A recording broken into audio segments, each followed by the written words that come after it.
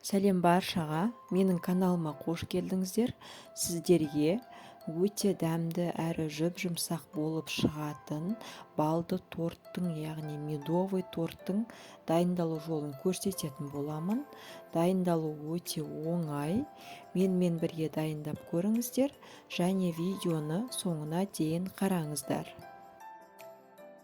Бізге керекті азық-түліктер ол қант, бал, жұмыртқа, бөлме температурасындағы жұмсақ сары май, ұн және ас содасы қажет болады. Ең алдымен кастрюльге су құямыз, яғни отқа қоямыз кастрюлімізді. Оның үстіне осындай таза ыдыс қоямыз. Оған балды саламыз. Балдан кейін қантты, сары майды саламыз, араластырамыз.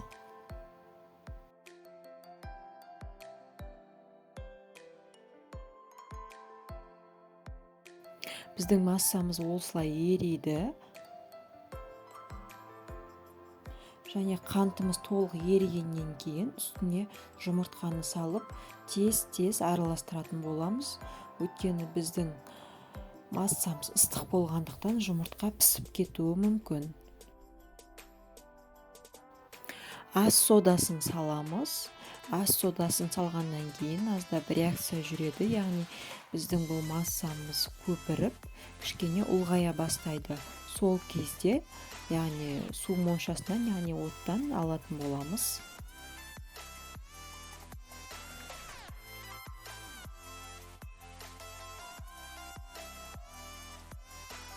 Су моншасынан алдық, аздап суытамыз.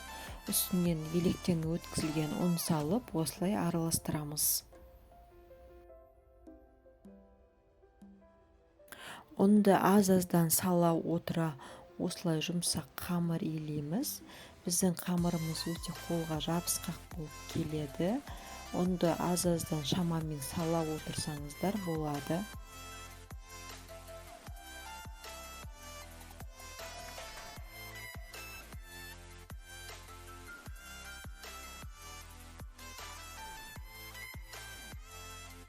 Біздің қамырымыз дайын. Тоңазғышқа 15-20 минутқа қойып қойсаңыздар да болады. Осылай дайын қамырды 7 немесе 8 бөлікке бөліп аламыз.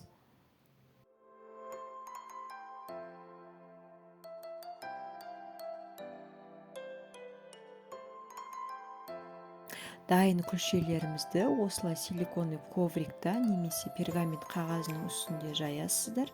Осында целлофан пакетін кесіп алып, үстіне қойып, оқтаумен жайып шығасыздар. Бұл деген бізде артық ұнды қажет етпейді, яғни ешқайда жабыспай, түп-түзеу болып жайылып шығады.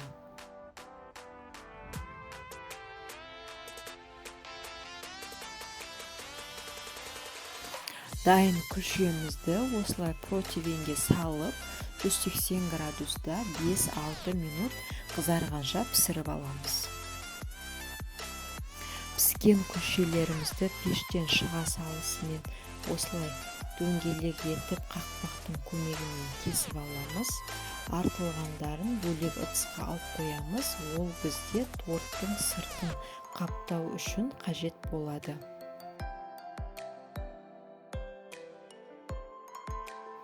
Күлшелердің барлығын пісіріп, осылай кесіп алдық. Кремін дайындаймыз. Ол үшін бізге қаймақ керек болады, 20%, және қоюлатылған сүт, яғни сгущенка. Екеуін араластырамыз. Сгущенканың орнына қант қолдансаңыздар да болады. Бірақ қантты 200 грамм емес, 100 грамм етіп қолдансаңыздар болады.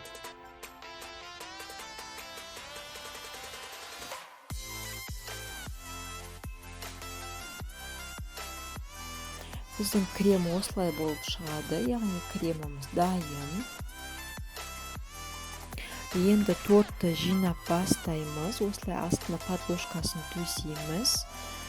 Әр коржға, яғни әр күлшеге 3 ас қасықтан крем кетеді. Осылай біртегіс етіп, жағып отырып жинаймыз.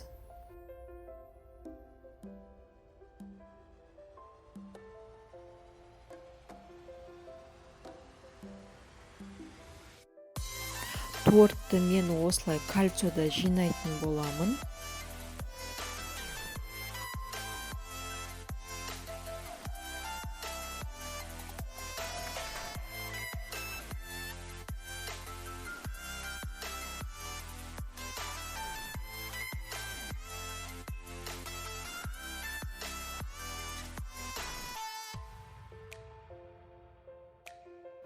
Тортты толықтай жинап алдық. Енді мұнда менде корждың, яғни күлшенің артылғандары блендердан езіп аламын.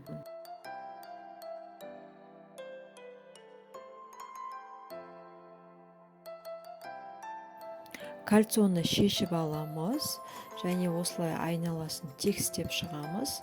Артық кремдерін осы алып тастаймыз.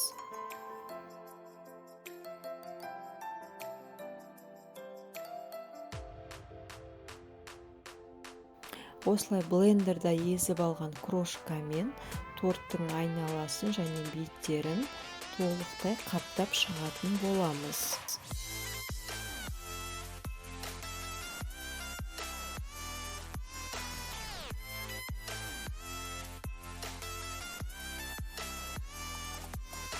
Міне біздің балды тортымыз дайын. Осылай әсемдеп қойсаңыздар да болады. Өте әдемі әрі дәмді болып шығады.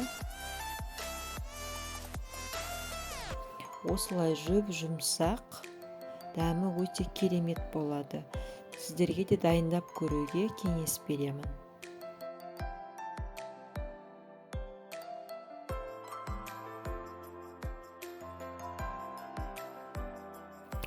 Видеоны соңына дейін қарағандарыңыз үшін рахмет. Каналға жазылып, лайк басып, комментарий қалдыруды ұмытпаңыздар. Келесі кездескенше сау болыңыздар.